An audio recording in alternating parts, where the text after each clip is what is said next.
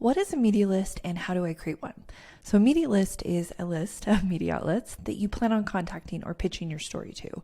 And it's a start for anyone looking to get their message out there. Now, how do you create one? Here are the steps that I want you to follow.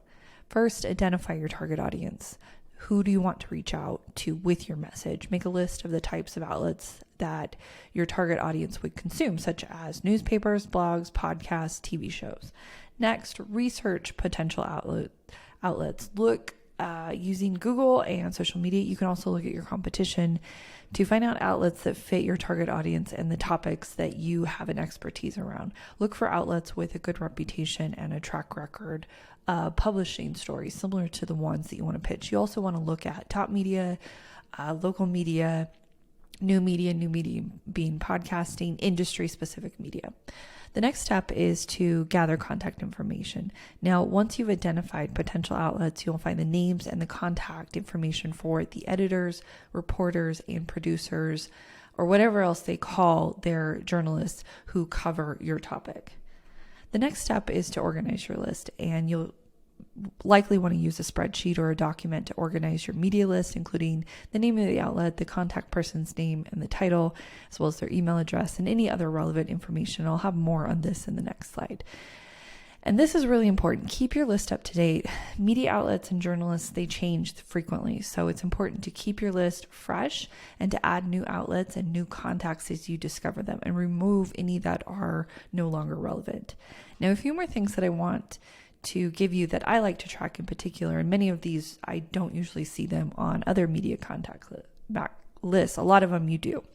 But here's what I track exactly. Outlet type. And I break this down into digital, newspaper, magazine, TV, radio, podcast, local, speaking, and any other specialty one. I also document the outlet topic. Are they known for their news, their sports, their entertainment, public affairs, lifestyle, health, beauty, etc. There are so many labels for that type of thing. Social media handles. Now, the two handles that I recommend for connecting with journalists is Twitter and LinkedIn. Those are usually where you get the best connection with them. And then I like to make sure that I'm always tracking the contact status. Have I followed up with them? Have I reached out to them? Yes, no, needs follow up. And this is usually because I'm working with a team as well.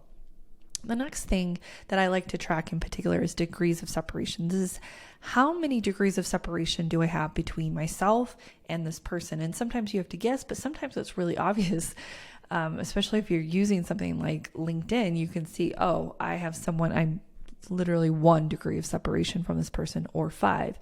And then I can go back and I can work on rapport so that I'm improving my degrees of separation for all of these contacts. And that's one way to go about building rapport and building a Rolodex and a network. And the next thing I like to track on mine is the reach. And this is everywhere from mega, large, medium, small, micro. And you can judge this based on any number of things on the reach that they actually have, the mailing list, the podcast downloads, blogs, subscribers. I usually make a note of how I'm documenting those things, but have a good idea of how big they are in terms of their reach and then this associated with their topic. The next thing is the origin. How did I find them? Was it using search? Was it using a tool in particular? Was this a referral? Anything like that. And then the next thing is conversation starters. And it can be topics and specific articles that they've written about that I want to mention. It can be experiences that I've had that relate to what they specialize in or something that they've written about. It could also be related to the degrees of separation. It could be audience insights that I have in particular to the audiences that they write for. Conversation starters, you could have 100 of these, you could have 3, you could have 1 that's really powerful, but I like to document this in my media contact list. And remember that you are building rapport, so make notes of what will help you customize your media pitch list. And with a little bit of research and organization, you can create a really comprehensive and effective media list, and you can start building rapport with journalists starting immediately.